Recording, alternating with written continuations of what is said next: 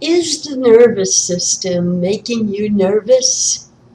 Remember that biopsych is all about the brain and the nervous system. So you read about both this past week. Now, if you know your nervous systems and how they break down inside and out, no worries. But if that part of your readings didn't really stick, there's a really helpful study sheet posted for you in this past week's module. So don't forget to print that, put it in question and answer format to study before your next exam. Okay, let's take a closer look at the nervous system. The nervous system consists of your brain and your spinal cord. The sensory nerves in your body, for instance, on the tips of your fingers, send messages to your brain, and your brain sends messages back to the muscles and joints in that area so you can respond to what you're seeing, feeling, hearing, etc. The mapping of the spinal cord is pretty congruent with the placement of the body. So messages from your arms and fingers come in at about arm's height on the spinal cord, right? Messages from your legs and toes enter the bottom of the spinal cord. If you incur an injury to the spinal cord at about waist height, you can become paralyzed from the waist down.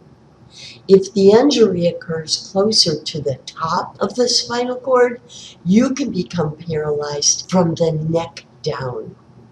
Messages going to the brain travel on what are called afferent fibers, and messages out of the brain travel on efferent fibers. Now, when I was an undergrad, I always remembered that as E is for exit.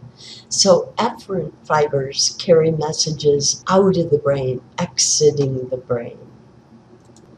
Here's a really cool test your learning activity.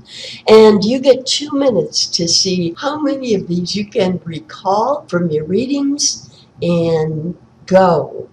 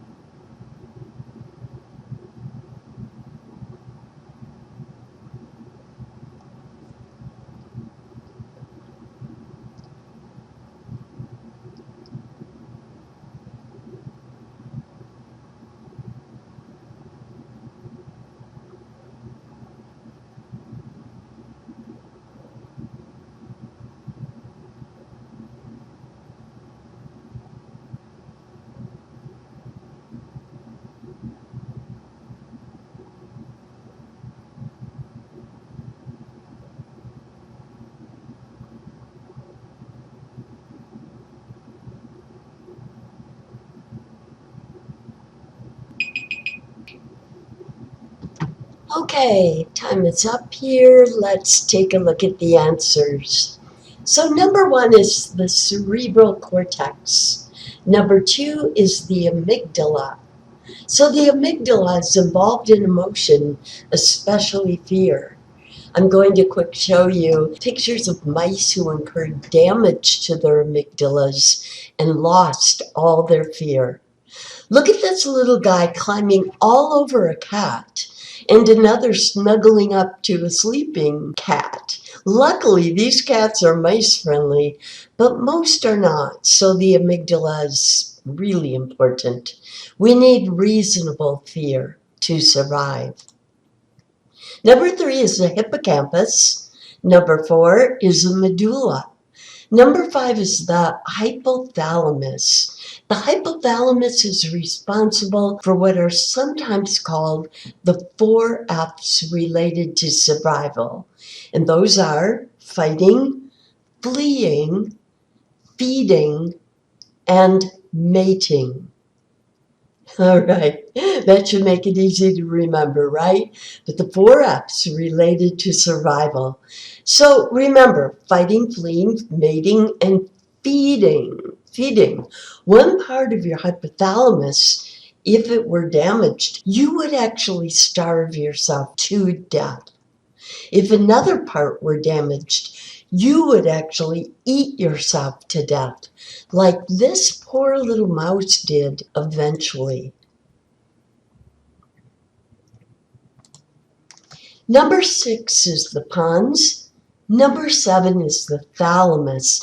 The thalamus is a way station through which most all sensory information must travel before entering the higher brain for interpretation. Number 8 is the pituitary gland. Number 9 is the cerebellum. And the cerebellum, by the way, has a cute little nickname of the little brain. That becomes very evident why it got that nickname when you look at the image of the brain and see it under here, right? It looks like another little brain. Okay, so be sure not to miss this figure of the brain structures posted with your assigned online learning part this past week. Print 2 copies and black out the labels on one. Staple them back to back so you can test yourself. And voila, again, your brain learns so much faster when you can actually test yourself with immediate feedback.